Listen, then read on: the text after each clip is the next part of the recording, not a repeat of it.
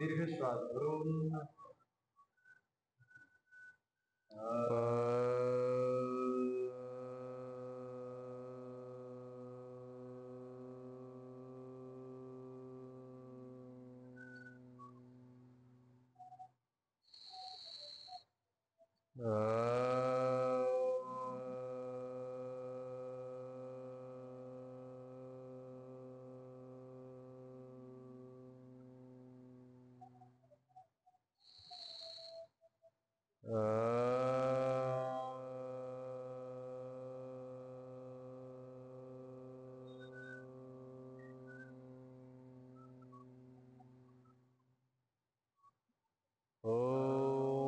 कृष्णाय वासुदेवाय हरये परमात्मने प्रणतः क्लेशनाशाय गोविंदाय नमो नमः।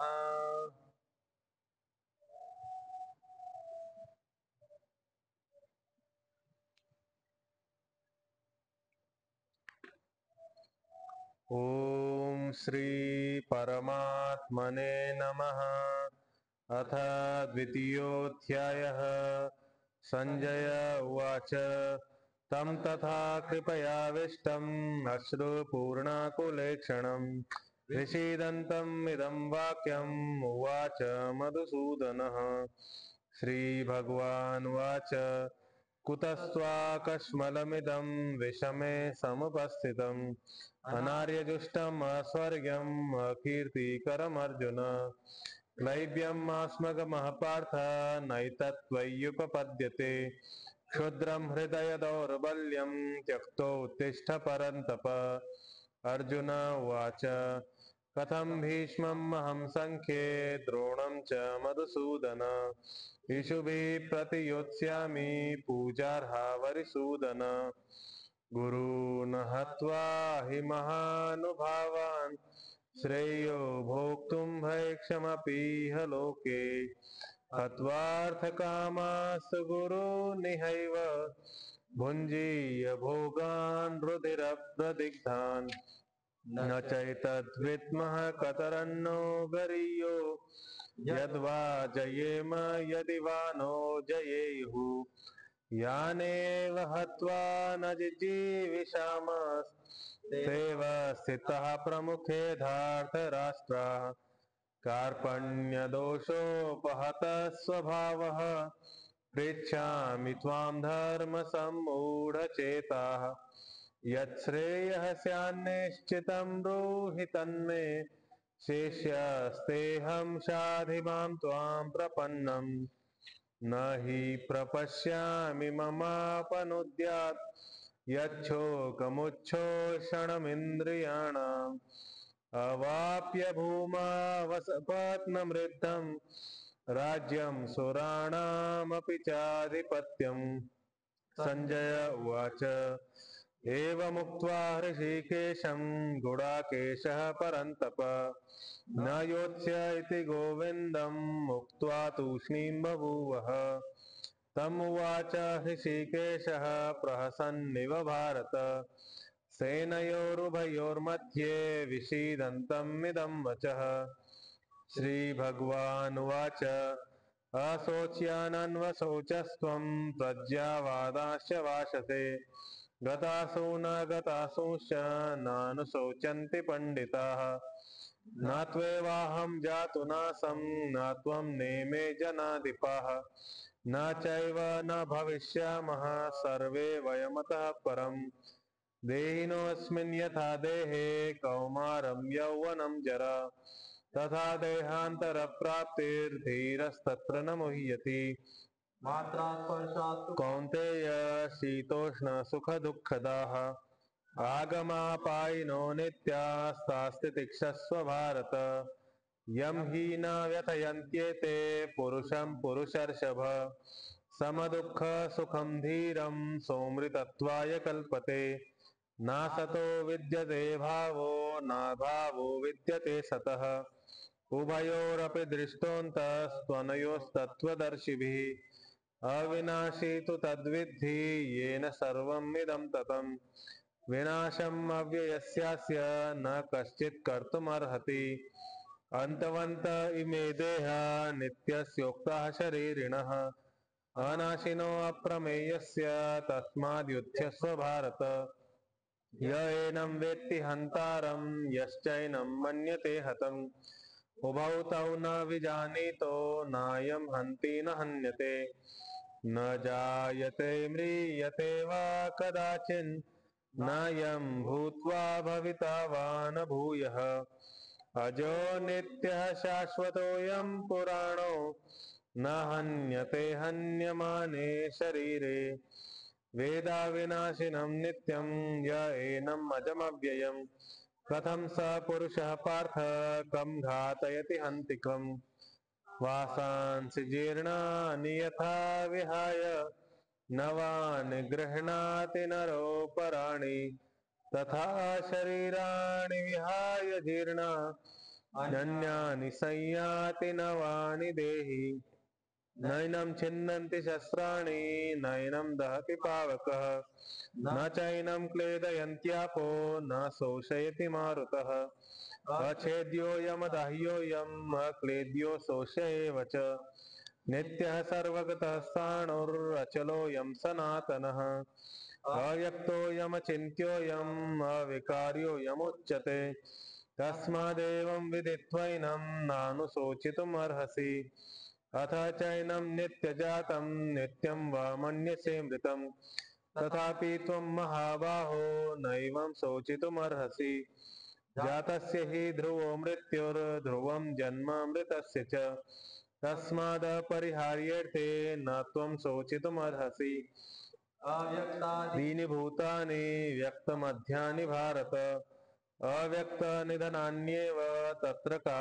परिदेवना आश्चर्यवत् पश्यति कश्चिदेनम् आश्चर्यवत् वदति तथैव चान्यः आश्चर्यवच्चैनमन्यः शृणोति श्रुत्वाप्येनं वेद न चैव कश्चित् देहि नित्यमवध्योऽयं देहे सर्वस्य भारत तस्मात् सर्वाणि भूतानि न त्वं शोचितुमर्हसि स्वधर्ममपि चावेक्ष्य न विकम्पितुमर्हसि धर्म्याधियुद्धात् श्रेयोऽन्यत् क्षत्रियस्य न विद्यते यदृच्छया चोपपन्नं स्वर्गद्वारमपावृतं सुखिनः क्षत्रियाः पार्थ लभन्ते युद्धमीदृशम् अथ चेत्त्वमिमं धर्म्यं सङ्ग्रामं न करिष्यसि ततः स्वधर्मं कीर्तिं च हित्वा पापम् अवाप्स्यसि अकीर्तिं चापि भूतानि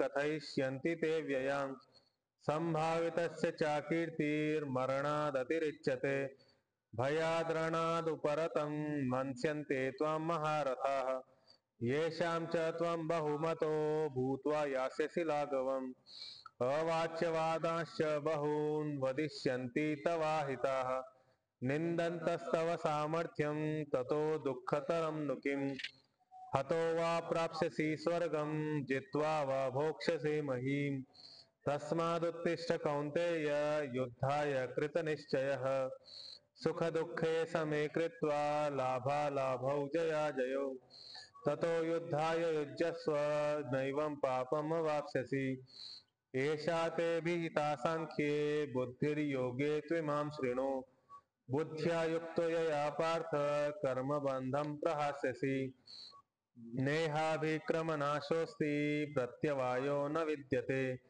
स्वल्पमप्यस्य धर्मस्य त्रायते महतो भयात् व्यवसायात्मका बुद्धिरेके कुरु नन्दन बहुशाखा ह्यनन्तश्च बुद्धियो व्यवसायिनाम् यामिमां पुष्पितां वाचं प्रवदन्त्यविपश्चितः वेदवादरता पार्थः नान्यदस्तीति वादिनः कामात्मानः स्वर्गपरा जन्म कर्म फलप्रदां क्रियाविशेषबहुलां भोगैश्वर्यगतिं प्रति 44वा श्लोक भोगैश्वर्य प्रसक्तानां तयापहृतचेतसां व्यवसायात्मिका बुद्धिः समाधौ न विधीयते. आता हे आधीचे जे 3 श्लोक होते त्याच्यासोबतच हा श्लोक पण जुळतोय, त्याचा पुढचाच अर्थ देतोय. की भोग आणि ऐश्वर्यामध्ये संधी झाली. भोगचा अ आणि ऐश्वर्याचा ए, ऐ. तर हे दोघांमध्ये संधी झाली, भोगैश्वर्य असं शब्द बनला. भोगैश्वर्य प्रसक्तानाम, भोग आणि ऐश्वर्यामध्ये आसक्त झालेला चित्त असा अर्थ आहे. भोग ऐश्वर्यामध्ये आसक्त झालं. तया परित चेतसाम, आणि त्या भोगैश्वर्यापासून, त्या भोगैश्वर्यापासून असा अर्थ आहे. अपहृत चेतसा, अपहरण झालंय चेतस ज्याचा. अपहृत अपहरण झालंय चेतस ज्याचा, चित्त ज्याचा. त्याचा चित्त कसा असतो? व्यवसायात्मका बुद्धी, जरी त्या भोग आणि ऐश्वर्यामध्ये तो निश्चित प्रकारे सगळे डिसिजन घेत असला की आपल्याला भोग असा असा भोग करायचा, निश्चित भोग करायचा, पण तरी तो निश्चित बुद्धिवाला पण समाधौ न विधीयते, समाधीमध्ये राहू शकत नाही, समाधीमध्ये स्वतःला टिकवू शकत नाही, किंवा त्याला समाधी प्राप्त होऊ शकत नाही. त्या बुद्धीसाठी समाधीचा विषय नाहीये. ती बुद्धी फक्त भोग आणि ऐश्वर्यामध्ये संलग्न आहे असं.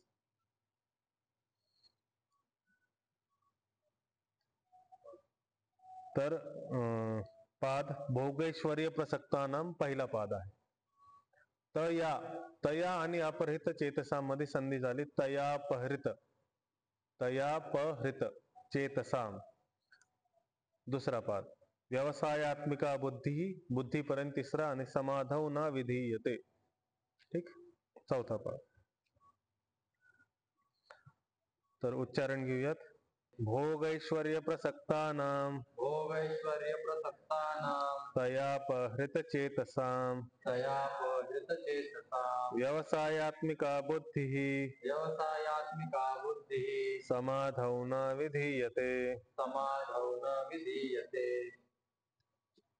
सगळे सोबत.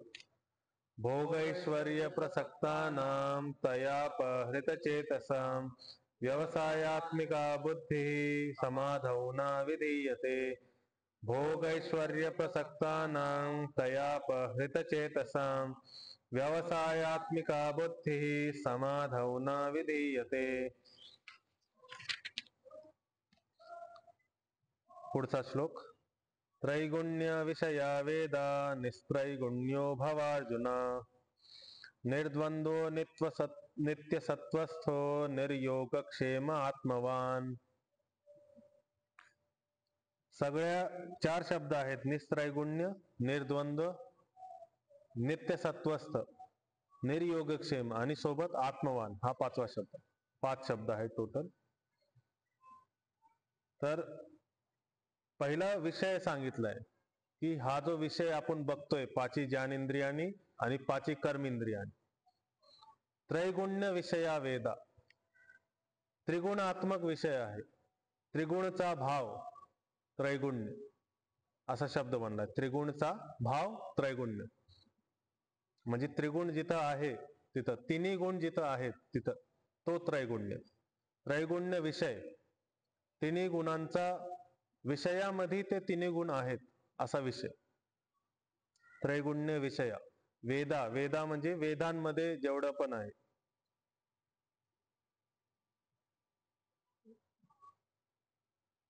निस्त्रैगुण्यो, हे वेदचा अर्थ एकतर ज्ञान पण आहे आणि वेदचा अर्थ चतुर्वेद पण आहे. तर इथं आपण ज्ञान घेऊ शकतो की ह्या ज्ञान सागरामध्ये जे पण विषय आहेत ते सगळे त्रिगुणात्मक आहेत. सत्व रजस तमस हे त्रिगुणात्मक विषय आहे. आणि आता अर्जुनाला कमांड देतात. इथं भव म्हणलेलं आहे. भव अर्जुन, भव शब्द कमांड देण्यासाठी आहे. एक लकार असतो लोट लकार, लोट लकार असतो कमांड देण्यामध्ये, म्हणजे कुणाला तरी ऑर्डर देणे. तर भव शब्द आलाय की हे अर्जुन तू निस्त्रैगुण्य हो असं. निस्त्रैगुण्य म्हणजे त्रिगुणापासून अतीत होऊन जा, त्रिगुणाचा विषय सोडून त्रिगुणापासून वर उठ असं. निर्गतः त्रिगुणो यस्मात्, म्हणजे त्रिगुण हा विषय, त्रिगुणात्मक जो विषय आहे तो निर्गत झालाय, तो निघालाय, त्याच्या चित्तामधून तो निघालाय आणि त्यापासून तो उपर उठलाय, वरती उठलाय असं. तर जिथं जिथं नि आहे, निस्त्रैगुण्य, निर्द्वंद्व, निर्योगक्षेम, ह्या तिन्ही शब्दांमध्ये असाच अर्थ निघणार आहे. निर्गतः द्वंद्व यस्मात, म्हणजे निघालाय द्वंद्व. द्वंद्व काय आहे? सुख दुःख, लाभ हानी, जय पराजय, ठीक आहे, थंडी गरमी, हे द्वंद्व आहेत, दोन्ही ऑपोजिट. तर हे द्वंद्व त्याच्या शरीरापासून मनापासून निघाले, त्यामुळे निर्द्वंद्व. नित्य सत्व, नित्य जो आत्मा आहे त्यामध्ये स्थित होऊन जा. सत्व आणि स्थ, इथं स्था धातू आहे. स्था धातू म्हणजे वर्ब, म्हणजे क्रिया. स्था धातू आहे बसण्यासाठी, ठीक आहे. म्हणजे ह्या नित्य सत्वामध्ये तू बस, तू स्थित राहा, तू स्थिर राहा असं. स्था धातूपासून स्थित पण शब्द बनतो, स्थिर पण शब्द बनतो. तर स्थिर राहा असं.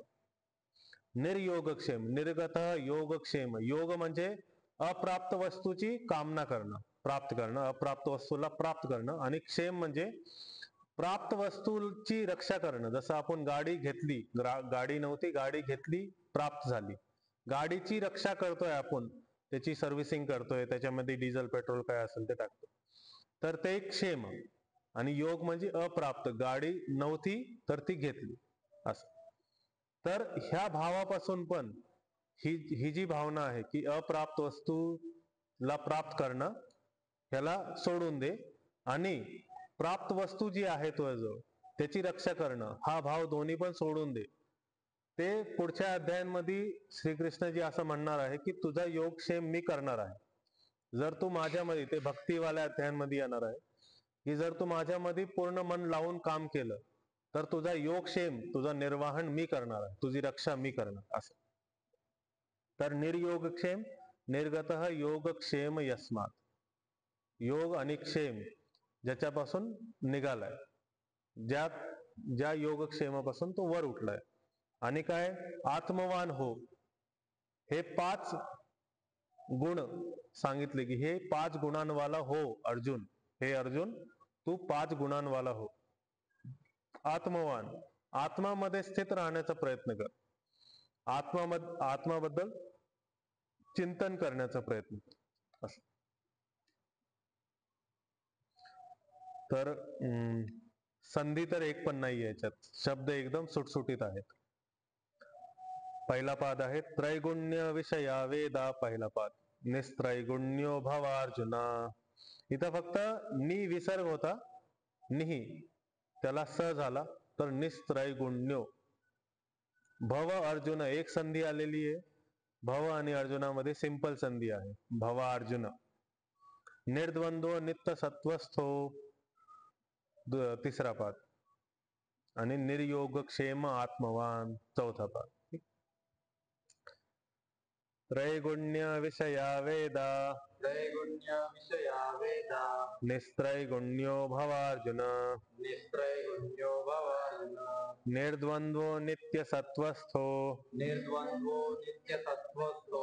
निर्योगक्षेम आत्मवान. निर्योगक्षेम आत्मवान. सगळे सोबत. त्रैगुण्य विषया वेदा. निस्त्रैगुण्यो भवार्जुन. निर्द्वंद्वो नित्य सत्वस्थो. निर्योगक्षेम आत्मवान. त्रैगुण्य विषया वेदा. निस्त्रैगुण्यो भवार्जुन. निर्द्वंद्वो नित्य सत्वस्थो. निर्योगक्षेम आत्मवान. पुढचा श्लोक. यावनर्थ उदपाने सर्वतः संप्लुतोदके. तावान सर्वेषु वेदेषु ब्राह्मणस्य विजानतः. इथं बघा परत श्लोक भंग झालाय, छंद भंग झालाय. यावन अर्थ उद, उ ह्रस्व आहे, छोटा आहे, पण द आपल्याला मोठा पाहिजे होता, तो मोठा नाही, ठीक आहे. परत पा मोठा आलाय, तर ती कंडिशन ठीक आहे, पण द आपल्याला मोठा पाहिजे होता, ठीक. आणि इथं पण इथं बरोबर आहे, तिसऱ्या पाद मध्ये बरोबर आहे. तर यावान, यावान म्हणजे जितना. यावान आणि तावान दोन शब्द आहेत. पहिल्या पादामध्ये आणि तिसऱ्या पादामध्ये. तर यावान म्हणजे जितना, तावान म्हणजे उतना. ठीक है. तर जितना प्रयोजन उदपाने छोटे जलाशय में, छोटे जलाशय का, ठीक है, सर्वतः संप्लुतोदके, मतलब सगळ्या, सर्वतः सभी ओर से, सब तरफ से, चारी बाजूनी, संप्लुतोदके, चारी बाजूनी जल आहे. चारी बाजूनी जल असताना जसं छोटे जलाशयाचा किंवा छोट्या तांब्याचा, छोट्या लोट्याचा जसा प्रयोजन असतो तसा, तावान सर्वेषु वेदेषु, सगळ्या वेदांच्या विषयांमध्ये ब्राह्मणस्य, ब्रह्मतत्व जाणणारा जो आहे ब्राह्मण, ब्रह्मतत्व जाणणारा जो आहे, विजानतः, त्याचा तो प्रयोजन असतो. विजानतः तो प्रयोजन आहे. ह्याचा अर्थ अजून सर विशाल सर खोलून सांगतो चांगल्या प्रकारे. तर यावान अर्थ, इथं फक्त एकच संधी आहे. यावान आणि अर्थ मध्ये शब्द जुडलाय, फक्त अ जुडलाय न मध्ये.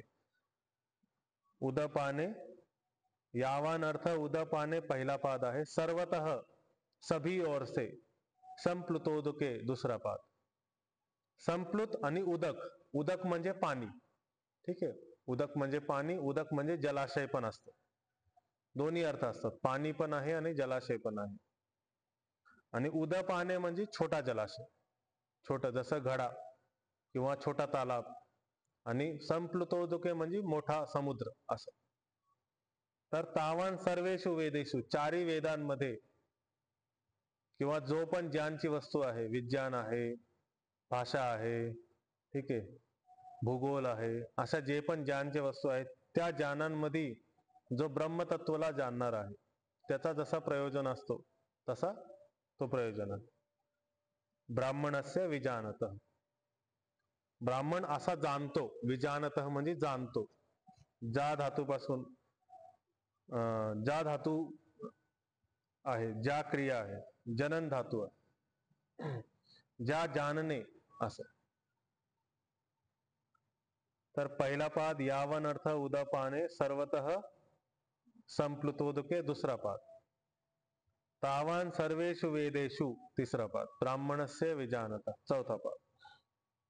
यावान अर्थ उदपाने, यावान अर्थ उदपाने, सर्वतः संप्लुतोदके, सर्वतः संप्लुतोदके, तावान सर्वेषु वेदेषु, तावान सर्वेषु वेदेषु, ब्राह्मणस्य विजानतः, ब्राह्मणस्य विजानतः. सगळे सोबत. यावान अर्थ उदपाने, सर्वतः संप्लुतोदके, तावान सर्वेषु वेदेषु, ब्राह्मणस्य विजानतः. यावान अर्थ उदपाने, सर्वतः संप्लुतोदके, तावान सर्वेषु वेदेषु, ब्राह्मणस्य विजानतः. ह्या श्लोक मध्ये 44वा श्लोक आहे. त्याच्यासोबत कनेक्टेड 45वा आणि 46वा आहे. कसा कनेक्ट होतो ते पण आपण समजू आणि पाठीमागच्या श्लोकांसोबत कसा कनेक्ट होतं ते पण समजू. तर याच्यामध्ये आपण चर्चा केली होती दोन प्रकारच्या बुद्धीची, एक व्यवसायात्मिका बुद्धी आणि एक अव्यवसायात्मिका बुद्धी. ठीक आहे. तर व्यवसायात्मिका बुद्धी काय सांगितलं होतं? तुम्ही एकटेच होते. व्यवसायात्मिका बुद्धी, हा, तर अशा दोन प्रकारच्या बुद्धी. पहिल्या प्रकारच्या बुद्धीने काय उत्पत्ती झाली, ज्यावेळेस एक क्रिएशन होतं, ज्यावेळेस डेव्हलपमेंट होतं, ज्यावेळेस याला आपण काय म्हणतो, एव्होल्युशन होतं, विकास होतो. तर विकास, व्यवसायात्मिका बुद्धीने विकास झाला मनुष्याचा आणि अव्यवसायात्मिका बुद्धीने बाकी सगळ्या प्रजातींचा. का? की ह्या बुद्धीनीच जाणायची किंवा एक डायरेक्शन मध्ये जायची प्रयत्न केला, एक डायरेक्शन मध्ये जायचा प्रयत्न केला. आणि तो डायरेक्शन काय होता? जाणण्याचा. कोणती गोष्ट पण जाणायची, ब्रह्मला जाणायचं, आत्मतत्वाला जाणायचं. मला ही गोष्ट जाणायची. लहानपणी आपल्या मनामध्ये हा खूप चांगला एक ट्रेट असतो की आपल्याला हे जाणायचं, ते जाणायचं, हे कसं, ते कसं, ते कसं, ते कसं. जसं जसं आपण संसारामध्ये लिप्त होतो, आपण ते जाणायची इच्छा आपली संपून जाते. एक टायमानंतर आपल्याला जाणायचंच नाही, तू जास्त ज्ञान नको सांगू मला, मला माझ्या हिशोबाने करू दे, अशी एक परिस्थिती होती. तर तिथं काय होतं, तो अव्यवसायात्मिक बुद्धीमध्ये रमित झाला. ठीक आहे. तर अशा बुद्धीची चर्चा झाली.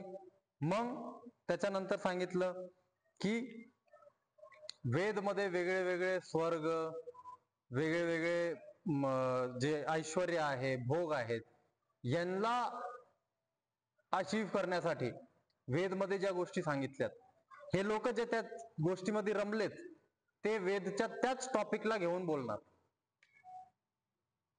त्याच टॉपिकला घेऊन ते बोलणार की हे पहा वेदमध्ये पण लिहिलंय, हे पहा शिवाजी महाराज पण नॉनव्हेज खात होते, हे पहा राम पण नॉनव्हेज खात होते, असं पुस्तकामध्ये लिहिलंय पहा.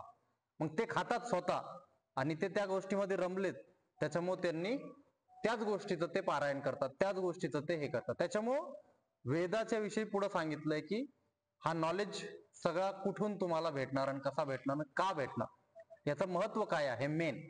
तर ह्या श्लोकमध्ये 44व्या श्लोकमध्ये सांगितलं की भोग ऐश्वर्य प्रसक्ताना, जो भोग आणि ऐश्वर्यामध्ये आसक्त आहे, जो भोग आणि ऐश्वर्यामध्ये रमलेला आहे, ज्याचा मोह आहे, तया अप्रहत म्हणजे त्याच्यामध्ये त्याचं चेतना, त्याची चेतना, त्याचं चित्त त्याच्यासोबत मोहित झालंय. मोहित म्हणजे अट्रॅक्ट, एकदम पक्क अट्रॅक्शन झालंय. कशासोबत?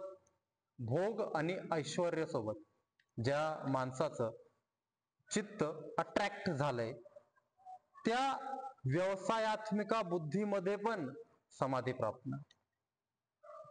व्यवसायात्मिका बुद्धी काय सांगितली की एक सिस्टम मध्ये, एक लाईन मध्ये चालणारी बुद्धी. पण जर ती लाईन भोग आणि ऐश्वर्याची आहे, तरी पण त्याला समाधी प्राप्त नाही होणार. उदाहरणासाठी आजच्या काळामध्ये 16 वर्षाचे मुलं, 18 वर्षाचे मुलं, 20 वर्षाचे मुलं, जे त्यांना पाहिजे होतं, मोठी गाडी पाहिजे होती, रेंज रोवर मोठी गाडी पाहिजे होती, ती गाडी त्यांनी अचीव केली, त्यांच्या स्वतःच्या मेहनतीने अचीव केली, मान्य आहे. पण एक गाडी घेतली, मग त्याच डायरेक्शन मध्ये दुसरी गाडी घ्यायची, त्याच डायरेक्शन मध्ये तिसरी गाडी. त्यांची मेहनत भरपूर आहे, त्यांची बुद्धी पण व्यवसायात्मिका आहे, एका डायरेक्शन मध्ये निश्चय बुद्धी आहे त्यांची, पण तरी त्यांना समाधी प्राप्त नाही. का? कारण की हे फक्त भोग आणि ऐश्वर्यामध्ये लिप्त आहेत, त्यामध्ये गुंतलेले आहेत, त्याच्या व्यतिरिक्त त्यांना दुसरं काही पण दिसत नाही. तर भोग आणि ऐश्वर्य हे काय आहे याच्या पुढच्या श्लोक मध्ये सांगितलं. तर हे जेवढं पण सगळ्या गोष्टी आहेत, ह्या सगळ्या गोष्टी त्रैगुण्य आहेत. याच्यामध्ये जे नि शब्द आहे, निस्त्रैगुण्यो, निर्द्वंद्व, निर्योगक्षेम, हे तीन नि करू नये, तर म्हणजे ह्या तिन्हीचा निषेध केलेला आहे. आधी सांगितलं की त्रैगुण्य विषय वेद, जेवढे पण विषय आहेत ते सगळे त्रैगुण्य आहेत. त्रैगुण्य म्हणजे सत्व रजस तमस. सत्व रजस तमस म्हणजे सत्व म्हणजे क्रिएशन आणि पॉझिटिव्हिटी, जे पण सकारात्मक आहे, जे पण क्रिएटिव्ह आहे, जे पण आपण अक्युमुलेट करतोय, जे पण पॉझिटिव्ह आहे, जे पण आपल्याला चांगलं फील करून देतंय, ते सगळं काय आहे? सत्व आहे. ही एक गुण आहे, हे प्रकृतीचा मूल गुण आहे. याच्या साम्य अवस्थामध्ये प्रकृती एकदम सुरुवातीला राहते. ज्यावेळेस काहीच नव्हतं त्यावेळेस प्रकृती ह्या साम्य अवस्थामध्ये, सत्व पण बरोबर, रजस पण बरोबर, तम पण बरोबर, आणि याला कायम प्रकृती बॅलन्स करत राहते.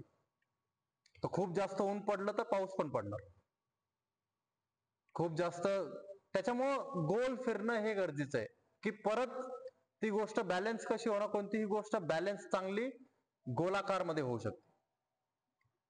ठीक आहे, गोल फिरली तरच बॅलन्स होऊ शकते. एका डायरेक्शन मध्ये बॅलन्स होऊ शकते का? नाही होऊ शकत. तर ते एका स्पेसिफिक गोष्टीमध्ये फिरली पाहिजे, तर ती बॅलन्स होते.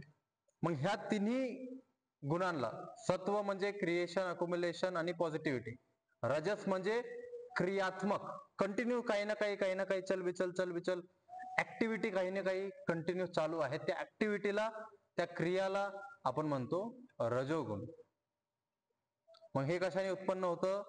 खाण्यामध्ये जर आपण पाहिलं तर ज्याने ब्लड प्रेशर वाढतं, लसूण, कांदा, हे सगळे, कांदा तमो आहे, लसूण हे रजो आहे, जे तुमचं रजगुण वाढवतं, जे तुमच्यामध्ये ब्लड सर्क्युलेशन फास्ट करतं. ठीक आहे. तर ज्यांना खूप जास्त वातेचा त्रास आहे त्यांना आम्ही सांगतो की तुम्ही लसणचे पाकळे खा. मग तो वात, जी हवा आहे, ती ब्लड सर्क्युलेशन फास्ट झाल्यामुळं ते त्यांना फायदा होतो. पण जर हीटचा त्रास आहे, ब्लड प्रेशर हाय आहे, तर लसूण देत नाही. तर हे काय आहे? रजोगुण आहे, जे तुमच्या आतमध्ये ऍक्टिव्हिटीजला फास्ट करतं. मन फास्ट चालतंय, तुरंत एक नंतर दुसरा विचार, दुसरा नंतर तिसरा विचार, हे जे चालू आहे याला रजोगुण म्हणतो. तमोगुण म्हणजे डिस्ट्रक्शन.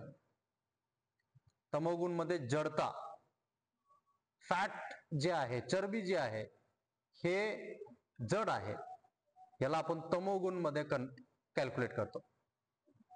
याला आपण तमोगुण म्हणतो. जी जड आहे, जी डिस्ट्रॉय करते, जी डिस्ट्रक्शन आहे, जी जड आहे, जे सेपरेशन आहे, जे तुटणं आहे एकमेकाचं, ते सगळं तमोगुण आहे. ठीक आहे. तर तिन्ही गुण समजले. तर हे तिन्ही गुण सगळ्यांमध्ये असतात. ह्या पुस्तकामध्ये पण आहे. ह्या पुस्तकाचं निर्माण झालं, एक चांगलं काम झालं, भगवद्गीताचं निर्माण झालं. आता आपण याचं वाचन करतोय म्हणजे रजोगुण चालू आहे. निर्माण झालं म्हणजे सत्वगुण, वाचन करतोय म्हणजे रजोगुण, आणि संपल्यानंतर ठेवून दिलं तर तमोगुण. झाडामध्ये पण सेम, उत्पत्ती होत आहे, जवळ फल येत आहे, सगळं चालू आहे, तर सत्वगुण. फल येत आहेत, हे वाढतंय, ही जी क्रिया चालू आहे ही रजोगुण, आणि जसं तो मरणार हा तमोगुण.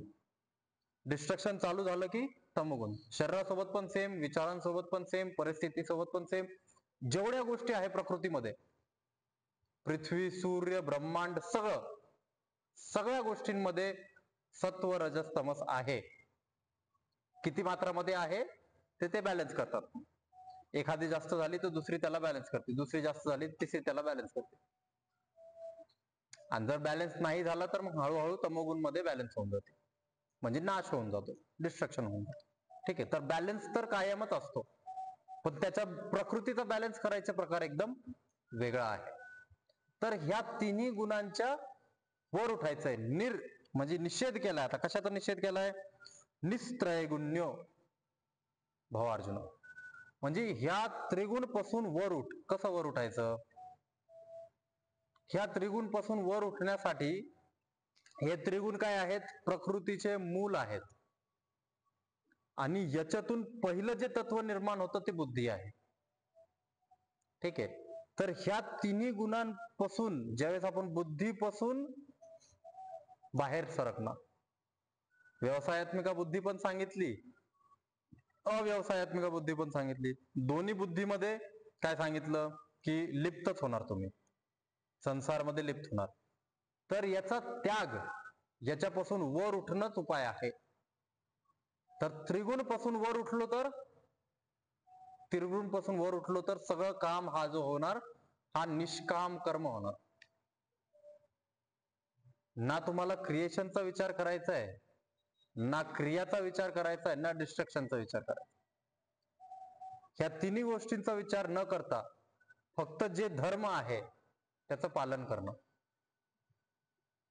जे तुम्ही नियम बनवलेत, बद्ध केलेत, नियमबद्ध केलेत, त्या नियमाचं पालन करणं. तू क्षत्रिय जन्मला, युद्धमध्ये आला, नियम काय आहे? तू युद्ध केला पाहिजे. याच्या पलीकडे कोणताही विचार डोक्यामध्ये आला नाही पाहिजे. कोणताही विचार आला तर तो तमोगुण मध्ये जाणार, रजोगुण मध्ये जाणार, किंवा सत्वगुण मध्ये जाणार. तर ह्या तिन्ही गुणांपासून वर उठ. निस्त्रैगुण्य हो भवार्जुन. उठ हो असं. निर्द्वंद्व. द्वंद्व काय सांगितले होते? की ज्यावेळेस एखादी गोष्ट मी माझी समजतोय आणि एखादी गोष्ट मी दुसऱ्याची समजतो, तिथं द्वंद्व येतात. अहंकार आल्यानंतर द्वंद्व येतो. जे माझ्यासोबत कनेक्ट होणार ती चांगलं आहे, जे माझ्यासोबत कनेक्ट नाही होणार ती वाईट आहे. तर ह्या दोन्ही गोष्टींपासून पण तू वर उठ. म्हणजे अहंकार पण सोडायचा, बुद्धी पण सोडायची. का? हे दोन्ही पण प्रकृतीचे विकार आहेत. बुद्धी पण प्रकृतीचा विकार आहे, अहंकार पण प्रकृतीचा विकार आहे. त्याच्यामुळं ह्या दोन्ही गोष्टींना सोड. आधी काय सांगितलं? त्रैगुण्य सोडण्यासाठी सांगितलं. कसं सोडणार? बुद्धीला सोडून. निर्द्वंद्व होण्यासाठी सांगितलं तर द्वंद्वला सोडून, अहंकारला सोडून. आणि त्यानंतर सांगितलं की निर्योगक्षेम. ज्यावेळेस आपण अहंकार मध्ये लिप्त होतो तर काय करतो? ती माझं आहे ही काय होतंय? ही योगक्षेम होतोय. योग होतोय त्याचा आणि माझा. म्हणजे हा मोबाईलचा आणि माझा योग झाला की हा मोबाईल माझा आहे. मोबाईल सेपरेट आहे, मी सेपरेट आहे. पण हा जो एक झाला, एकात्म झाला, हा काय झाला? योग झाला. तर निर्योगक्षेम.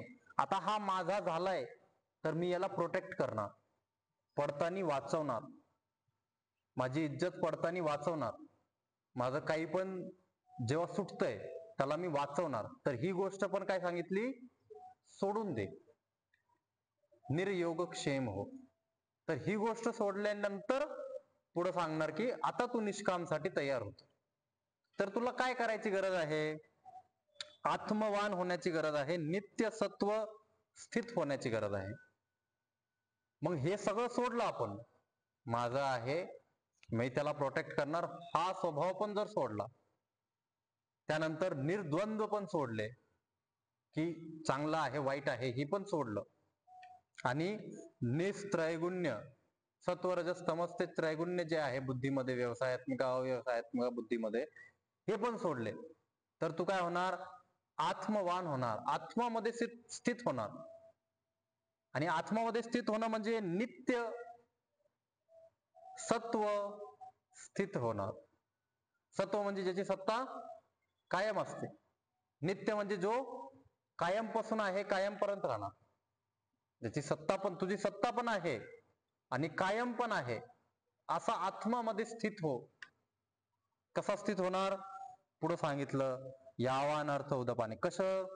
ज्या प्रकारे तुला समजायचंय ना आत्मा काय आहे, तुला स्थित व्हायचंय ना त्यामध्ये, अनंत मध्ये, नित्य मध्ये, सत्व मध्ये स्थित व्हायचंय ना तुला, तर ज्या प्रकारे एका घड्यामध्ये थोडस पाणी, आपण फुल पाणी भरलंय त्या घड्यामध्ये आणि त्या घड्याला आपण जलाशयामध्ये टाकलं, तर तो घड्याचा जो बाउंड्री आहे तो समजा तो बाउंड्री शून्य झाला. त्या बाउंड्रीला तोडून आपण त्याच्यातलं पाणी फक्त मोठ्या जलाशयामध्ये टाकलं, तर ते आता पाणी काय झालं? सर्वत्र झालं. ते काय झालं? एकात्म झालं. ते काय झालं? त्या जलाशयाच्या सगळ्या प्रॉपर्टीज त्या पाणी सोबत एकात्म झाल्या. हे पाणी जर येल्लो होतं तर त्या जलाशयामध्ये पण तो, त्या जलाशय जर पूर्ण पांढरा सफेद असणार, एकदम प्युअर असणार, शुद्ध असणार, तर याचं पण तो येल्लोपणा शून्य होऊन जाणार. तो जर लाल असला तर हा पण लाल होऊन जाणार.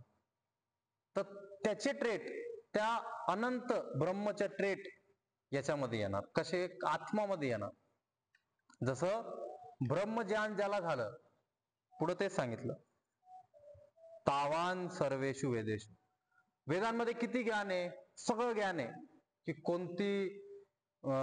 किती पृथ्वी येतात, कोणत्या पृथ्वीवर कसं आहे, स्वर्ग काय आहे, नर्क काय आहे, ही अचीव पुत्र प्राप्तीसाठी काय करावं लागतं, राज्य प्राप्तीसाठी काय करावं लागतं, या सगळ्या गोष्टींसाठी काय करावं लागतं, स्वर्ग प्राप्तीसाठी काय करावं लागतं, कोणती गोष्ट केल्याने काय होणार, हे सगळं ब्रह्मज्ञान, हे सगळं वेदांचं ज्ञान वेदमध्ये जे आहे ते कधी प्राप्त होणार? फक्त तुला लीन व्हायचंय कशामध्ये? त्या अनंत ब्रह्ममध्ये. तर त्या ब्रह्मला जर जाणलं, त्याची जर जाणीव झाली, साक्षात्कार जर झाला त्याचा, आत्मतत्वाचा, त्या ब्रह्मतत्वाचा, तर तुला कोणत्याही वेदची, याचं जे प्रयोजन आहे, जी वेदांचं जे प्रयोजन आहे, जे काही ज्ञानचं प्रयोजन आहे, जे सगळं नॉलेजचं जे प्रयोजन आहे, तो प्रयोजन पूर्ण होऊन जाणार. कसा पूर्ण होऊन जाणार? जर तू फक्त आत्मतत्वाला जाणलं तर. तुला जर आत्मसाक्षात्कार झाला, जर ब्रह्मतत्वाला तू जाणलं, तू कोण आहे एवढं जर तू जाणलं, तर तू अनंत ब्रह्म मध्ये स्प्रेड होऊन जाणार. तर स्प्रेड झाला तर त्याचे सगळे नियम, सगळे तत्व, सगळ्या गोष्टी तुला क्लिअर होतील. ब्रह्म ही आपली आत्मा काय आहे? परमात्माचा एक अंश आहे. जसं जलाशय आणि छोट्या जलाशय आणि मोठ्या जलाशयाचा विषय झाला, तसंच आत्मा आणि परमात्मा समजा. परमात्मा हा मोठा जलाशय आहे. त्याचे काहीतरी नेचर आहे, त्याचे काहीतरी नियम आहेत, त्याचे काहीतरी ट्रेट्स आहेत. हे छोटा आत्मा आहे. याला आपण जसं जाणतो, जाणल्याबरोबर हा याच्यामध्ये लिप्त होऊन जातो. आणि जो त्याच्यामध्ये रमला, जो त्याच्यामध्ये गुमला, त्याला मग त्या ब्रह्मांडचं सगळं नॉलेज प्राप्त होतं, सगळं ज्ञान प्राप्त होतं. तर वेदांचं जो प्रयोजन आहे, तो प्रयोजन कधी पूर्ण होणार? ज्यावेळेस तुम्ही ब्रह्म जाणणार. जसं एक घड्याचं प्रयोजन आहे तुमची प्यास, तुमची जी तहान आहे त्याला मिटवणं. तर जर ते पाणीच पूर्ण तलावमध्ये स्प्रेड झालं तर तुमची तहान राहिलीच नाही. मग किती अनंत आहे ते, तुम्ही पित राहा, तहानच नाही राहिली. तहान काय आहे? ज्ञान आहे. ते सगळं काय झालं? पूर्ण झालं. कशामुळे पूर्ण झालं? तो जो आपल्याकडे एक ग्लास होता, तो ग्लास आपण जलाशयामध्ये टाकून दिला. तर आपल्याला काय झालं? आता सगळं जलाशय आपला झाला. तर सगळं ज्ञान तो आपला झाला. जर आपण काय केलं? फक्त ब्रह्म स्वतःच्या तत्वाला, आत्मतत्वाला, आत्मसाक्षात्कार ज्याला म्हणतो, त्या तत्वाला जर आपण जाणलं तर सगळं ज्ञान आपल्याला प्राप्त होतं. सगळ्या वेदांचं ज्ञान आपल्याला प्राप्त. तर सिक्वेन्स मध्ये आपण समजलं सगळ्या गोष्टी, की व्यवसायात्मिका, अव्यवसायात्मिका बुद्धी आहे. एक बुद्धी वेगळे वेगळे जीव, वेगळे वेगळे तुम्हाला जागेवर लिफ्ट करणार, आणि एक बुद्धी तुम्हाला एकाच डायरेक्शन मध्ये नेणार. दोन्ही बुद्धी तुम्हाला काय करणार? संसारामध्ये अडकून ठेवणार. याच्यातून बाहेर जर तुम्हाला निघायचंय तर त्रिगुण पासून दूर व्हा, द्वंद्व पासून दूर व्हा, आणि योगक्षेम पासून दूर व्हा. याच्यापासून दूर झाल्यानंतर काय होणार? तुम्ही आत्ममध्ये स्थित होणार. आणि आत्ममध्ये स्थित झाल्यानंतर वेदांचा जेवढा पण ज्ञान आहे, जे पण तुमच्यासाठी प्रयोजन आहे, जे तुमचा अर्थ आहे, काय अर्थ आहे आपले? जे 4 अर्थ आहेत ते पुरुषार्थ, धर्म, अर्थ, काम, मोक्ष, हे काय होणार? पूर्ण होऊन जाणार. हे काय होऊन जाणार? पूर्ण होऊन जाणार. धर्मचं पण पालन तुला करता येईल. तू असा विचार नाही करणार की ही माझी आई आहे, ही माझा कलिग आहे, ही माझा भाऊ आहे, ही माझा बहीण आहे, ही माझी बाप आहे, असा विचार नाही करणार. तर धर्मचा पण तू पालन कर. अर्थ पण, जे आर्थिक आहे त्या गोष्टी पण तुला प्राप्त होणार तिथं. कामना पण सगळे पूर्ण होणार, इच्छा नाही केली तर. कामना पण जे इंद्रियांना पाहिजे ते सगळं भेटणार. पण इथून द्वंद्वापासून लांब राहिला तर. आणि मोक्ष पण प्राप्त होणार. तर शेवटचा काय अर्थ आहे? मोक्ष आहे. हे मोक्ष प्राप्त होणार. कसं प्राप्त होणार? ज्यावेळेस त्या जलाशयामध्ये तो ग्लास किंवा तो घडा बुडणार. स्वतःची आयडेंटिटी सोडल्यानंतर, स्वतःची आयडेंटिटी सोडून, आयडेंटिटी म्हणजे त्या घड्याचा चारू बाजूनी जे प्रोटेक्शन आहे, त्या प्रोटेक्शनला सोडलं तर हे काय झालं? याच्यामध्ये जी हवा आहे, ह्या कूप मध्ये जी हवा आहे, ही हवा बाकीच्या हवासोबत अजून सेपरेट आहे. कशामुळं? माझ्या हातामुळं सेपरेट आहे. हात माझा जसा गेला की ही हवा याच्यामध्ये लीन झाली, आणि ही लीन झाली तर याला आपण काय म्हणतो? मोक्ष म्हणतो. हेच काय आहे?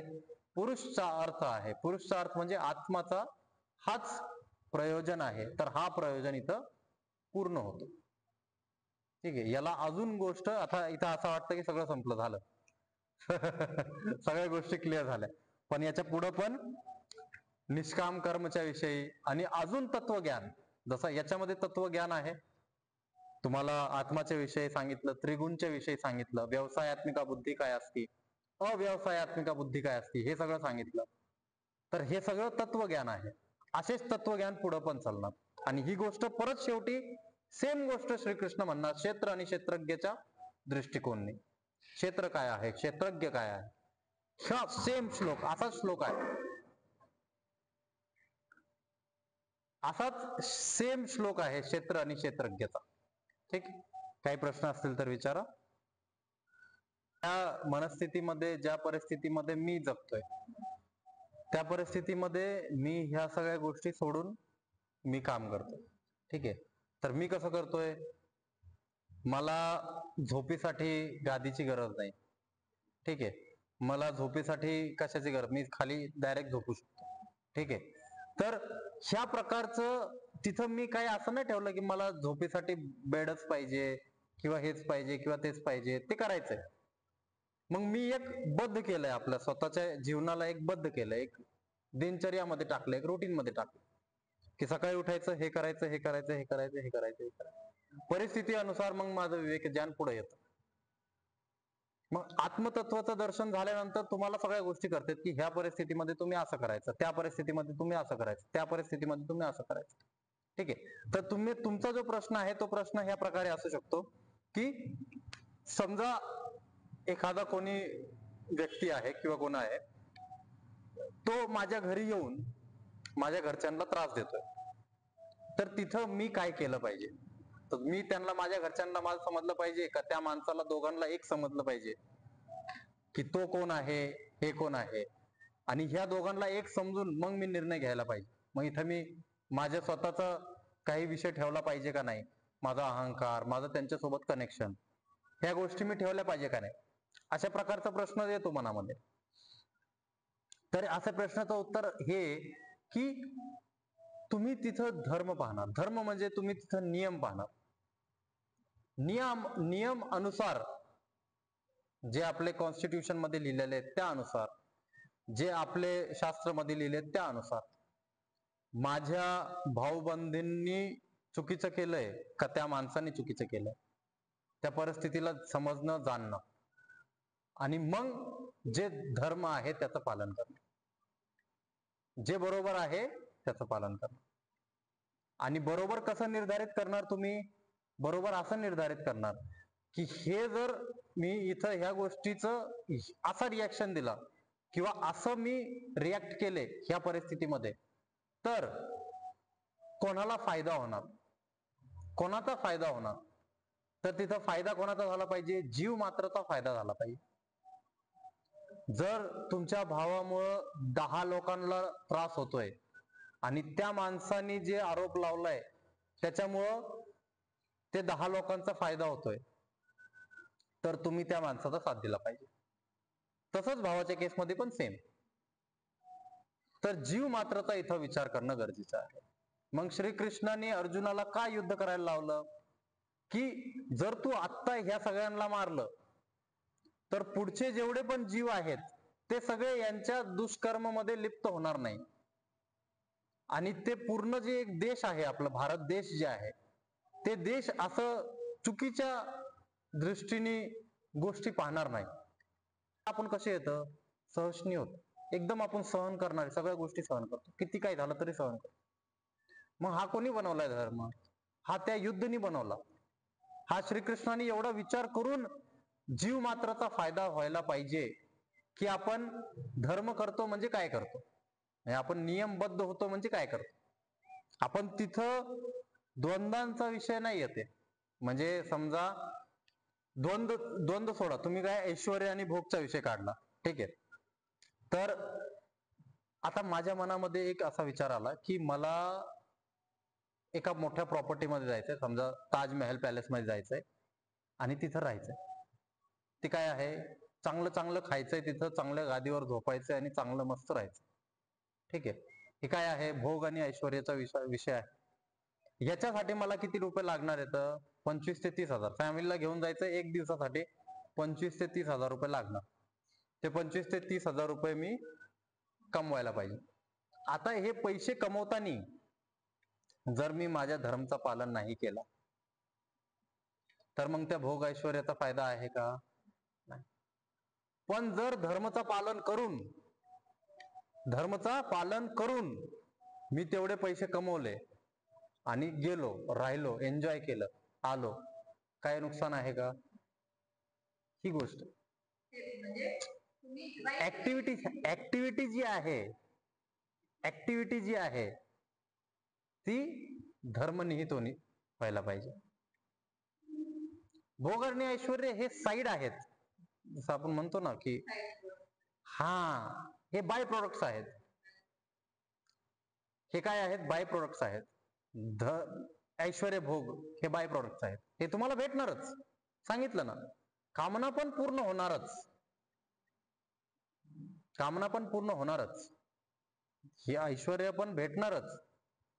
पण त्याच्यासाठीच मी 20,000 कमवा का? धर्म करून कमवा आणि नंतर भोग करावा, ऐश्वर्य पण प्राप्त करावं, सगळं करावं. ह्या प्रकारे हा मेन एम पाहिजे. याचे बाय प्रोडक्ट बाकीच्या गोष्टी तुम्हाला भेटून जातील. ठीक, शांतीपाठ घ्यायचं.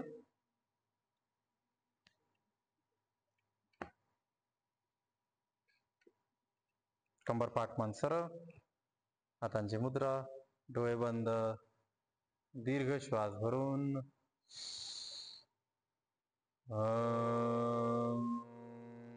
देह शांतिरंतरिक्षं शांति, पृथ्वी शांतिराप शांति, औषधय शांति, वनस्पतयः शांतिर्विश्वे देवा शांति, ब्रह्म शांति, सर्वं शांति शांतिरेव शांति, सामा शांतिरेधि.